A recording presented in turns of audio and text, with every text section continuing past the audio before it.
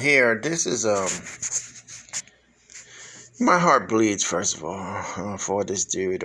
This dude was gone on the short side of the stick throughout this whole termination process. So due process, not a legal definition here, but just due process means, hey, look, dude, if someone does you wrong or some entity does you wrong, that you have the right to defend yourself properly. And in this case, Orlando, he has had so much due process violations.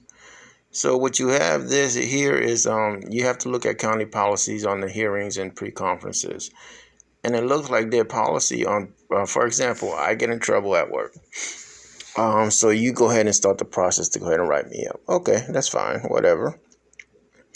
But you give me a notice like a couple minutes before a meeting that we're going to have this conference about what we anticipate happening to you, even though you don't even know what exactly they are conspiring to do against you or have alleged against you. So what ends up happening is this: you go into this meeting blindsided, and you haven't been given written notice, and you don't have no evidence available because you didn't know what the new meeting was going to be about.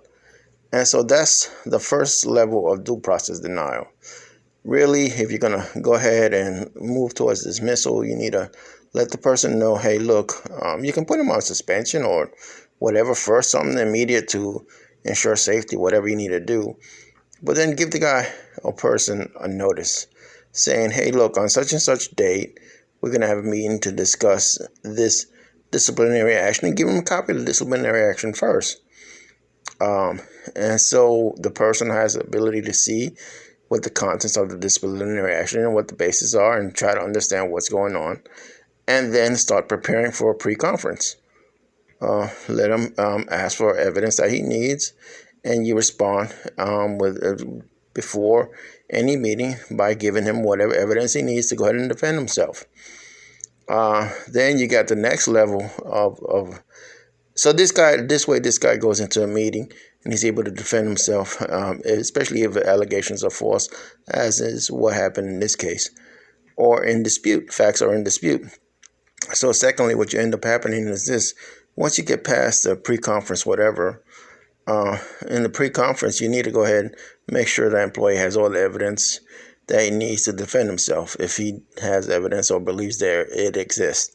Second of all, when you go to the next level, which is departmental meeting in your grievance process, well, you need to make sure that step one was taken care of, that there was a pre-conference and it allowed him to go ahead and express himself and defend himself. If you didn't allow that, then you're going into another meeting with the department head.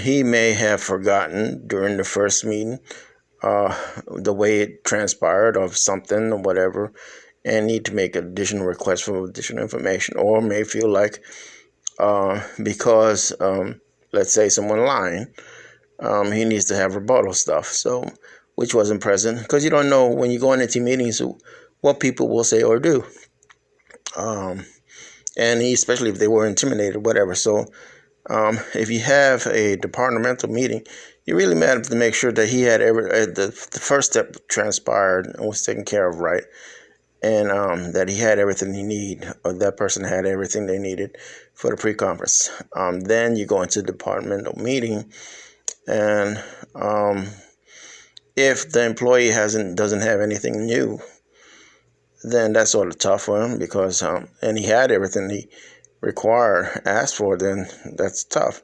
So then there's really nothing new to present. But I would think at that stage you would have the opportunity to present some new stuff if you know that somebody just fabricated evidence or whatever. Lastly, what ends up happening, so you need to fix that process to make sure that if he goes to the departmental level, that he goes ahead and have everything he needs. But lastly, what you need to have is with reference to the appeals. First of all, you need to know who's on the appeal council before you go into a meeting.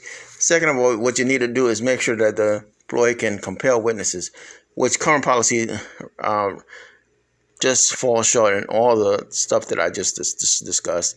So it needs to be fixed. Hope this helps, that y'all need to fix your policy. Thank you.